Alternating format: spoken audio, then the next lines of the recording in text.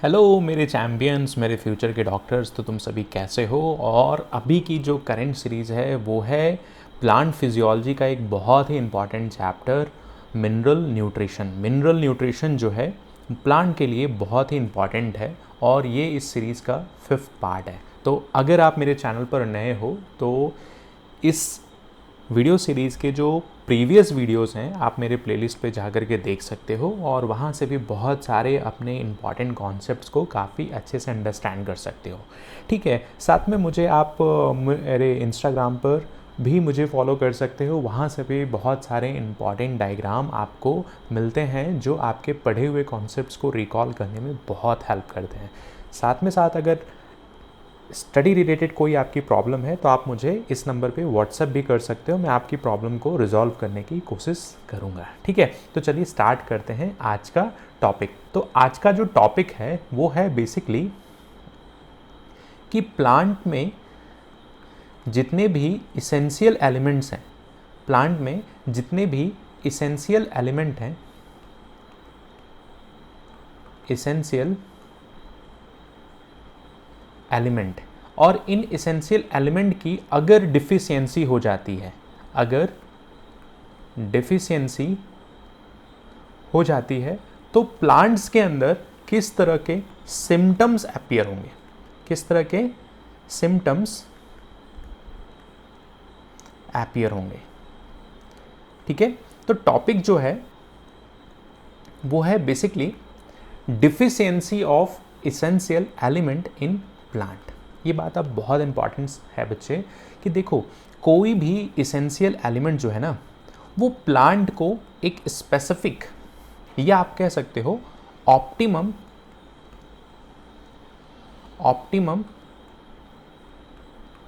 Amount of essential element का क्या है, उसे रिक्वायरमेंट है, उसे रिक्वायरमेंट है। अगर ये ऑप्टिमम लेवल से, इस ऑप्टिमम लेवल से अगर अमाउंट जो है वेरी करेगा, या आप उससे कह सकते हो कि इसके बिलो रिक्वायरमेंट अगर है, सपोज ये ऑप्टिमम अमाउंट जो है हर एलिमेंट के लिए अलग अलग होगा। ठीक है, जैसे मैक्रो न्यूट्रिएंट जो हैं उनका अमाउंट डिफरेंट है, माइक्रो न्यूट्रिएंट हैं उनका अमाउंट डिफरेंट है कि प्लांट को कितना रिक्वायरमेंट है। तो फॉर एग्जांपल अगर सपोज कोई एक एलिमेंट है, सपोज अगर कोई माइक्रो न्यूट्रिएंट है और उसका अमाउंट जो है वो 5 मिलीग्राम प्लांट को रिक्वायरमेंट है, और ये 5 मिलीग्राम जो है वो एक तरह का ऑप्टिमम अमाउंट है, और अगर प्लांट को 5 मिलीग्राम से कम वो इसेंशियल एलिमेंट मिलता है, इट मीन्स प्लांट के लिए वो इसेंशियल कैसा हो गया, लिमिट हो गया। वो कैसा हो गया, लिमिट हो गया। अगर ऑप्टिमम कॉन्सेंट्रेशन या ऑप्टिमम अमाउंट प्लांट को नहीं मिलेगा तो वो इसेंशियल एलिमेंट प्लांट के लिए क्या हो गया, लिमिट हो गया, या आप कह सकते हो लिमिटिंग फैक्टर हो गया। तो ओवरऑल प्लांट का जो ग्रोथ एंड डेवलपमेंट प्रोसेस है, प्लांट का ग्रोथ एंड डेवलपमेंट प्रोसेस है, वो क्या हो जाएगा, वो हैम्पर हो जाएगा, या आप बोल सकते हो कि वो रिटार्ड हो जाएगा, मीन्स स्टॉप हो जाएगा, आप कह सकते हो। ठीक है, अब देखो ये जो ऑप्टिमम अमाउंट है हर इसेंशियल एलिमेंट के लिए अलग अलग हो सकता है। तो आप इतना याद रखना बच्चे कि किसी भी इसेंशियल एलिमेंट का जो ऑप्टिमम अमाउंट है, जो प्लांट को रिक्वायर्ड है, अगर उस ऑप्टिमम अमाउंट से वो एलिमेंट कम मिलता है प्लांट को, तो प्लांट का ग्रोथ एंड डेवलपमेंट प्रोसेस क्या हो जाएगा, स्टॉप हो जाएगा। और इसी ऑप्टिमम अमाउंट को ही क्या कहा जाता है, कॉल्ड एज क्रिटिकल कंसंट्रेशन। ठीक है, इसी को क्या बोलते हैं, क्रिटिकल कॉन्सेंट्रेशन। ठीक है, तो क्रिटिकल कॉन्सेंट्रेशन से अगर वो इसेंशियल एलिमेंट प्लांट को कम मिलता है तो ओवरऑल प्लांट का ग्रोथ एंड डेवलपमेंट प्रोसेस क्या हो जाएगा, स्टॉप हो जाएगा। ये बात समझ में आया? अब देखो, जो इसेंशियल एलिमेंट है, इसेंशियल एलिमेंट्स हैं, अब अगर इनकी डिफिशियंसी होती है, डिफिशियंसी होती है, और ये डिफिशियंसी कब होगी? जब क्रिटिकल कॉन्सेंट्रेशन, क्रिटिकल कॉन्सेंट्रेशन से कम अमाउंट प्लांट को मिलता है, तो इट मीन्स वहां पर उस इसेंशियल एलिमेंट की क्या हो रही है? डिफिशियंसी हो रही है। उस एलिमेंट की क्या हो रही है? डिफिशियंसी हो रही है। और इसका जो बेस्ट एग्जाम्पल है, अगर इस एग्जाम्पल को हम अंडरस्टैंड करें तो प्लांट में कुछ डिफरेंट टाइप की डिफिशियंसी होती है, जैसे क्लोरोसिस, जैसे क्लोरोसिस। क्लोरोसिस में क्या होता है? Basically loss of chlorophyll,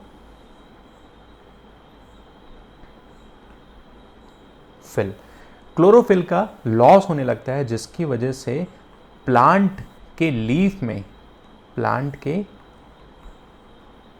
leaf में का कलर कैसा हो जाता है? क्योंकि क्लोरोफिल का कलर जो है वो बेसिकली ग्रीन होता है, और क्लोरोफिल के लॉस होने की वजह से प्लांट के लीफ का कलर कैसा डेवलप हो जाता है? येलो कलर डेवलप हो जाता है। तो अगर आप देखना, प्लांट को ऑब्जर्व करना, अगर प्लांट के लीफ येलोविश कलर अपीयर हो रहे हैं, इट मीन्स वहाँ पर क्लोरोसिस की प्रॉब्लम है, मीन्स वहाँ पर क्लोरोफिल का लॉस हो रहा है। और वो लॉस क्यों हो रहा है? इसेंशियल एलिमेंट का रिक्वायरमेंट जितना प्लांट को है उतना वो प्लांट को मिल नहीं पा रहा है, इस वजह से वहाँ पर ये सिम्टम्स अपीयर हो रहे हैं। ठीक है, तो ये क्या है? एक तरह का, ये एक क्या है? एक तरह का क्लोरोसिस में जो येलो कलर अपीयर हो रहे हैं, ये एक तरह का सिम्टम्स है, डिफिशियंसी ऑफ एसेंशियल एलिमेंट। इसी तरीके से अगर आप एग्जाम्पल की बात करते हो तो यहाँ पर प्लांट में आप एक प्रोसेस देखोगे, नेक्रोसिस। ठीक है, नेक्रोसिस टर्म को अगर मैं डिफाइन करूँ तो नेक्रोसिस टर्म का मतलब होता है डेथ ऑफ टिश्यू। अगर हम प्लांट के रिस्पेक्ट में बात करते हैं, प्लांट के रिस्पेक्ट में बात करते हैं, तो जो ओल्डर लीफ होती हैं ना बच्चे, ओल्डर लीफ होती हैं, ये जब डेड करती हैं तो इनके सारे ओल्डर लीफ जब प्लांट से डेथ करती हैं तो ये प्री मैच्योर इनका क्या हो जाता है?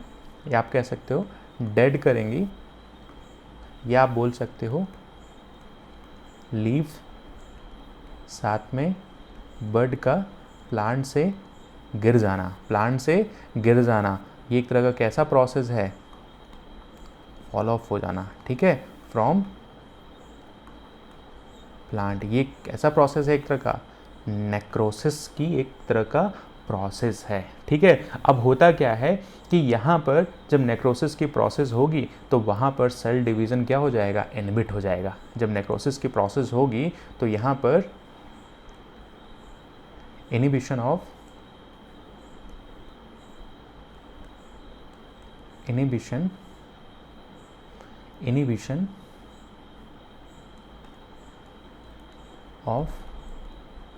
Cell division. तो हमने यहाँ पर अंडरस्टैंड किया कि जो ये एक तरह का एग्जाम्पल है, ये किसका एग्जाम्पल है? डिफिशियंसी ऑफ एसेंशियल एलिमेंट की क्या है? अभी डिफिशियंसी डिफरेंट तरह की होती हैं। ठीक है, जैसे अगर हम बात करते हैं तो nitrogen, potassium, magnesium, iron, manganese, zinc, molybdenum, इनकी जब डिफिशियंसी होगी तो वहाँ पर नेक्रोसिस की प्रोसेस होने लगेंगी। तो ये प्रोसेस क्यों हो रहा है? डिफिशियंसी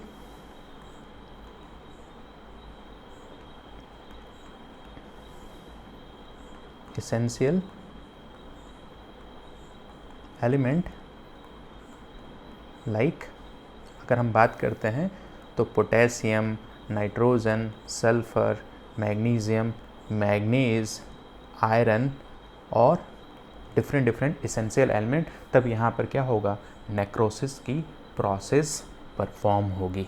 ठीक है, अब देखो जब भी इस तरह की प्रोसेस चलती है ना, तो जब कोई लीफ या जब कोई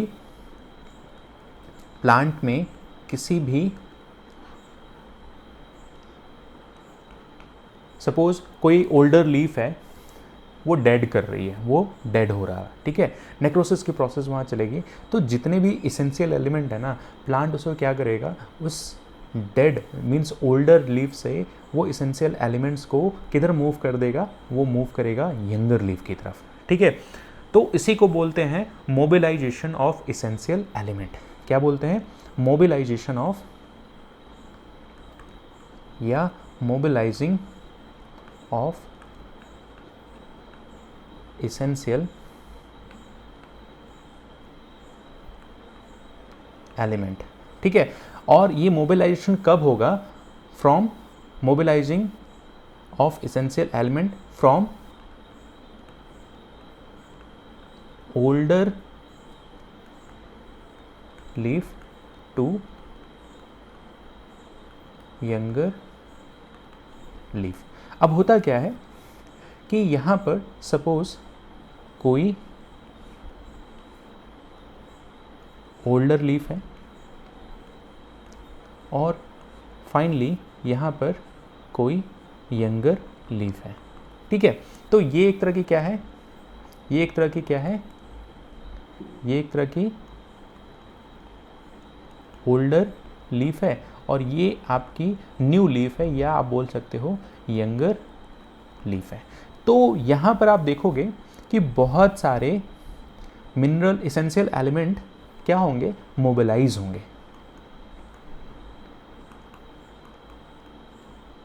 मोबिलाइज ऑफ इसेंशियल एलिमेंट। अब बात आती है कि ज़्यादातर जो इसेंशियल एलिमेंट है वो मूव कर जाते हैं from older to younger, but एक एक्सेप्शन है, याद रखना, but sulphur and calcium are not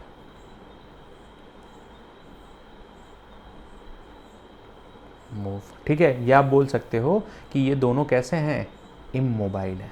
ये कैसे हैं, इमोबाइल, मीन्स इनका मूवमेंट नहीं होता। क्यों नहीं होता है? क्योंकि अगर हम बात करते हैं इमोबाइल एलिमेंट कौन कौन से हैं, तो ये एलिमेंट कौन कौन से हैं आप हमेशा याद रखना। एक तो है सल्फर, दूसरा है कैल्शियम। क्यों? क्योंकि ये एक तरह के स्ट्रक्चरल कंपोनेंट में पार्टिसिपेट करते हैं। दीज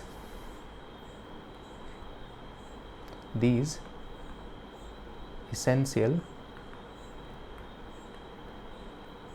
element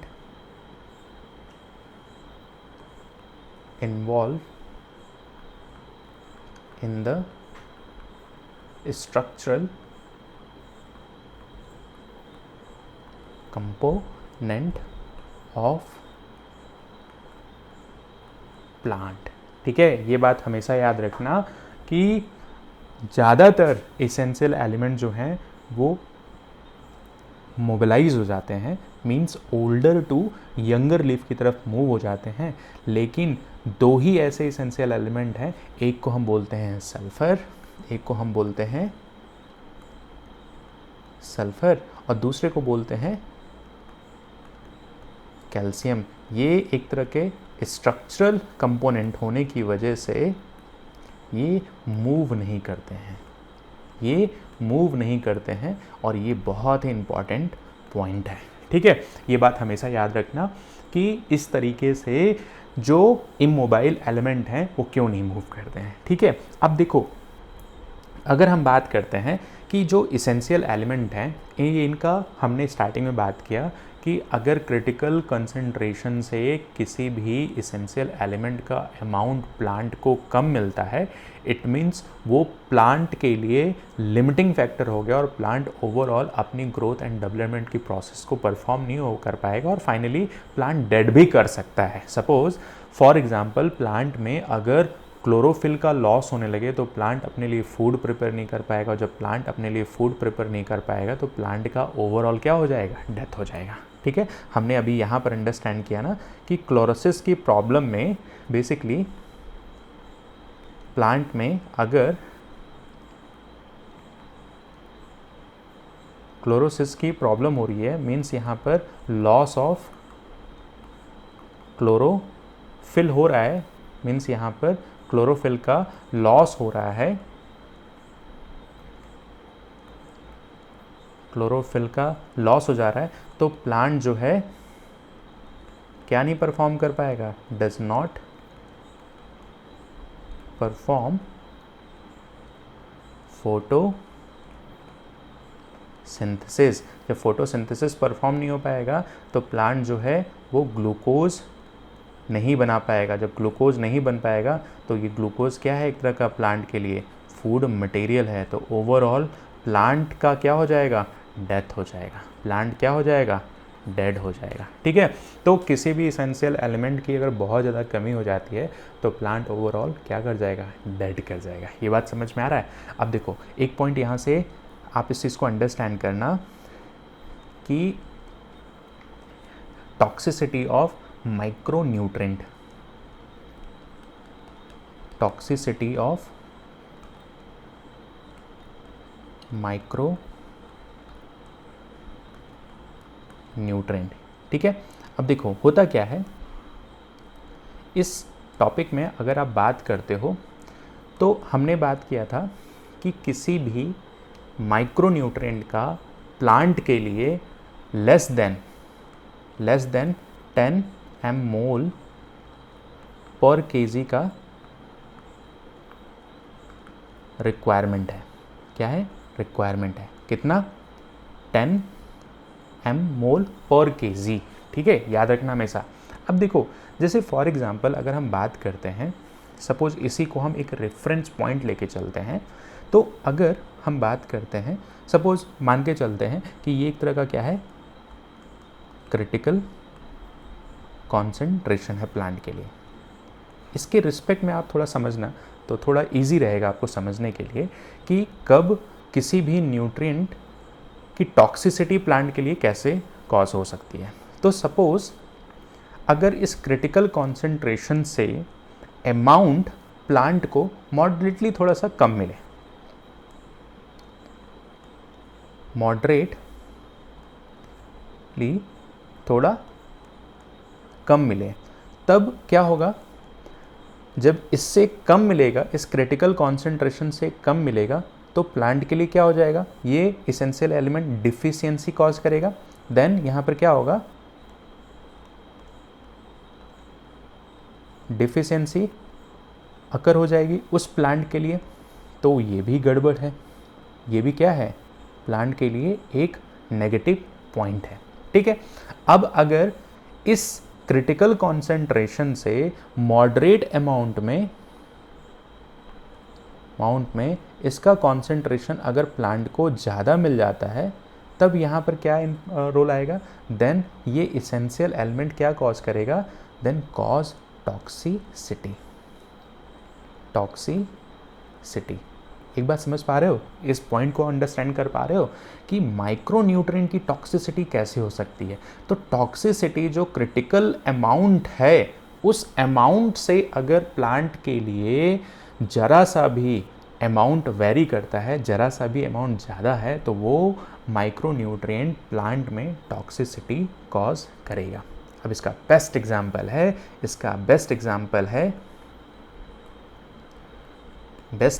है मैंगनीज की टॉक्सिसिटी। ठीक है, तो बेसिकली ये ब्राउन स्पॉट्स फॉर्म कर देते हैं। ठीक है, मैंगनीज जो है वो अगर इसकी टॉक्सिसिटी होगा तो यहाँ पर बेसिकली प्लांट के लीफ में ब्राउन स्पॉट्स फॉर्म हो जाते हैं। कैसा है, ब्राउन स्पॉट्स फॉर्म हो जाएंगे। ठीक है, तो अगर हम इसके एग्जाम्पल की बात करते हैं, तो अगर हम बात करते हैं कि सपोज़ एक तो ये डिफिशियंसी के बारे में हमने बात किया, हम यहाँ पर अंडरस्टैंड कर सकते हैं, ये एक एग्जांपल है कि अगर हम बात करते हैं बोरॉन की टॉक्सिसिटी हो जाए या मैग्नीज की टॉक्सिसिटी हो जाए या जिंक की टॉक्सिसिटी हो जाए या आयरन की, कॉपर की और मॉलिब्डेनम की। ठीक है, तो अगर ये सभी क्या हैं, एक तरह के एग्जाम्पल हैं, आप इसको याद रखना कि किस तरीके से प्लांट के इसेंशियल एलिमेंट्स की अगर डिफिशियंसी हो जाए तो वो क्या क्या इंपॉर्टेंट फैक्टर, जैसे फॉर एग्जांपल अगर यहाँ पर प्लांट में आयरन की डिफिशियंसी हो जाए तो यहाँ पर मेजर जो ग्रीन वेन है उसके अंदर क्या हो जाएंगे, विल्ट या ड्रॉप लीफ जो होंगे धीरे धीरे क्या होंगे, गिरने लगेंगी। ठीक है, साथ में अगर जिंक, मैग्नीज, बोरॉन, ये सभी एग्जाम्पल हैं, आप इसको याद रखना। फिर हमने एक अंडरस्टैंड यहाँ पे बात किया था कि मिनरल इसेंशियल एलिमेंट का क्या हो रहा है, मोबाइल। ठीक है, आप इसको अंडरस्टैंड कर सकते हो, इनका क्या हो रहा है, मोबिलाइजिंग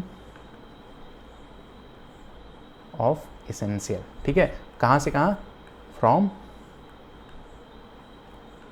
ओल्डर टू यंगर की तरफ। तो ये क्या है, ओल्डर लीफ है, ये क्या है, ओल्डर लीफ है, ये सभी क्या है, ओल्डर लीफ हैं, और ये ग्रोइंग लीफ हैं, तो इन्हीं को आप क्या बोल रहे हो, यंग लीफ। ठीक है, अब देखो ज़्यादातर इसेंशियल एलिमेंट ये क्या होंगे, मूव कर जाएंगे, ये क्या होंगे, मूव कर जाएंगे। बट एक बात हमेशा याद रखना, कौन सा इसेंशियल एलिमेंट इमोबाइल होता है, कौन सा इसेंशियल एलिमेंट इमोबाइल होता है, तो हमेशा याद रखना कि ये होते हैं सल्फर और साथ में कैल्शियम। तो इसका बेस्ट एग्जांपल है इमोबाइल एलिमेंट्स का, इमोबाइल इसेंशियल एलिमेंट। याद रखना, ये बहुत इंपॉर्टेंट चैप्टर है, बहुत सारे एग्ज़ाम्स में डायरेक्ट क्वेश्चंस पूछे जाते हैं कि कौन से इसेंशियल एलिमेंट किस तरह के डिफिशियंसी के लिए रिस्पॉन्सिबल हैं। तो हमेशा याद रखना बच्चे कि जो भी आपके प्लांट में क्रिटिकल कॉन्सेंट्रेशन से अगर वो मॉडरेट अमाउंट में कम हो जाए तो वो डिफिशियंसी कॉज करेगा, और मॉडरेट अमाउंट से अगर वो अमाउंट ज़्यादा हो जाए तो वो टॉक्सिसिटी कॉज करेगा।